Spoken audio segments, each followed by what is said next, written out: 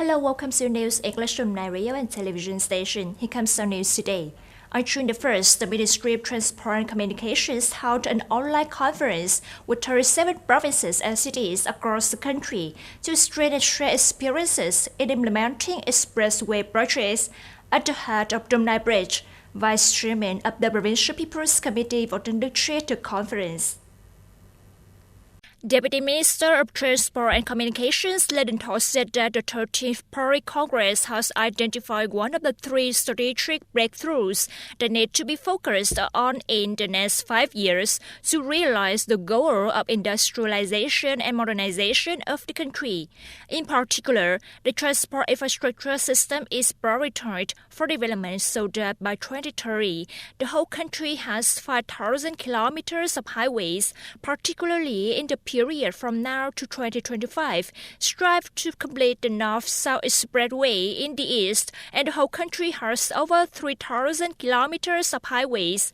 In the past time, with the drastic direction of the Prime Minister, the participation of departments, branches, and localities, many important and effective solutions have been put forward to organize the implementation of highway projects. One of them is decentralization in investment and construction management.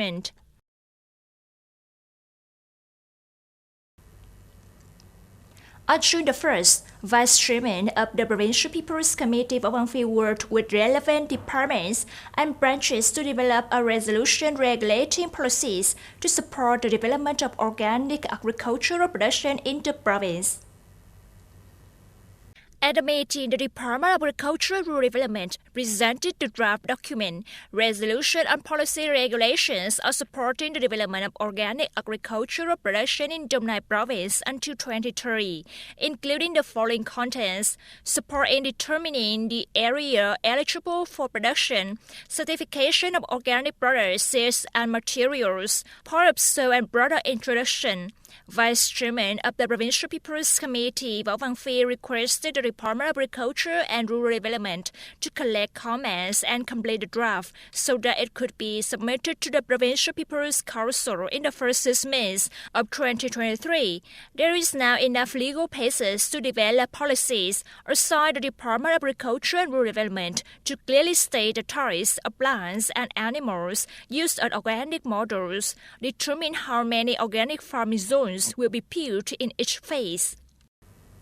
Ukrainian President Volodymyr Zelensky said on June 1st that he wanted to receive a clear decision on the country's future in the North Atlantic Treaty Organization NATO when the military alliance meets for a summit in Lithuania in this July. Localities and travel businesses have built a variety of tourism products to attract tourists to experience during the 3 summer months. However, according to records from travel agencies, this year the rate of tourists booking for tours is much higher than domestic tours. According to some travel companies, domestic tours are currently facing difficulties because domestic airfares are quite high, while foreign flight tickets have a more comfortable price. In addition, many promotional and demand-stimulating programs have also been actively built by businesses in advance. Further markets such as Europe, America, and Australia are popular choices of high-income Vietnamese customers. Representatives of the U.S. and Taiwan signed the first agreement called the U.S.-Taiwan Initiative on 21st Century Trade. The signing ceremony took place on June 1st in Arlington, Virginia, USA. Speaking at the European Political Community Summit attended by more than 40 European leaders in Moldova, President Zelensky said he wanted a clear decision on Ukraine's future in NATO, as well as achieving progress on Ukraine's path to the European Union. He declared, "This year is for decisions." In the summer, in Vilnius at the NATO summit, the clear invitation to the members of Ukraine is needed and the security guarantees on the way to NATO membership are needed. On our accession to the EU, a clear positive decision is needed. The deal will streamline border procedures, allowing American businesses to deliver easier, faster, and cheaper. Small and medium-sized companies of both sizes will receive financial support, opening up trade and investment opportunities. China has repeatedly opposed the initiative, saying it violates the One China principle. Chinese Foreign Ministry spokeswoman Mao Ning said, the U.S. should not sign agreements with Taiwan that imply sovereignty.